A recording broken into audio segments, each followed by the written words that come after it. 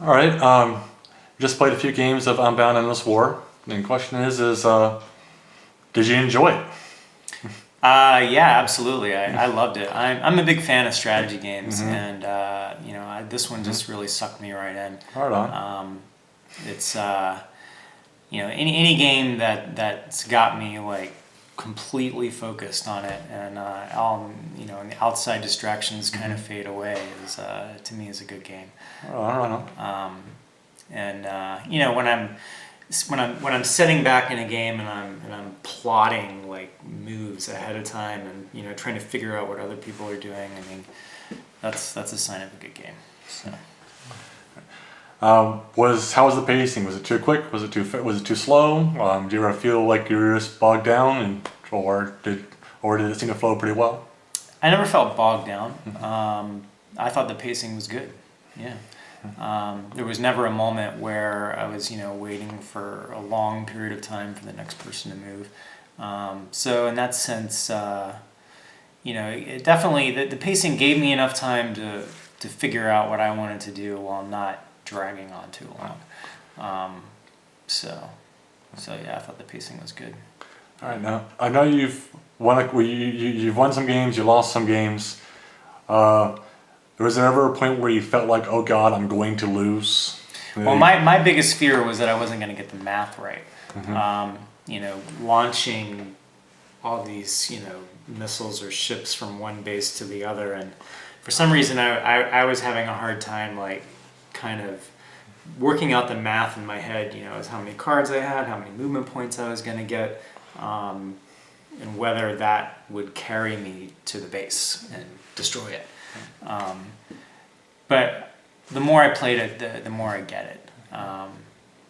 So it's gonna, it's the kind of thing that's going to have me thinking even after we're done, trying to figure out the next game. So, so yeah, I thought the pacing was good, and I'm just not a math person, so it's like it's hard for me to on the fly like compute all that stuff when I'm trying to work out strategy too. But that's a big part of it for this one. Now, of course, the big question is, do you want to play again? Would you buy it? I would absolutely play again, and I would absolutely buy it. I love strategy games. As long as there's people who are willing to participate. Was it different enough to make it worth it? Oh yeah, absolutely. Yeah, I love the kind of free flow of it. I like how the board is kind of, there's no real boundary, which really gives you a lot of room to, come up with traps and,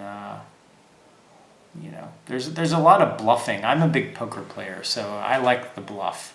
I like putting cards down and trying just using by just talking, like you can make people think what you may or may not be doing, or make them forget what you put down. So that part about it I like a lot, and I actually think that that's a hard. In most there's not a lot of bluffing in strategy games. There's no bluff in chess, which is the purest strategy game of all. There's no bluff. You can't bluff. All right. Final question. Any parting thoughts? Anything you want to add? I would love to see more cards, or at least more special cards. I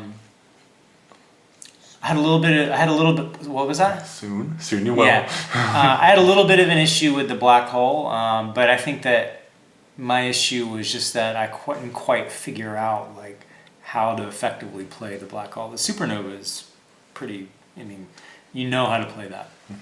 You know what it does, and the effective strategy is blows the hell out of everything. The black hole is a little more subtle.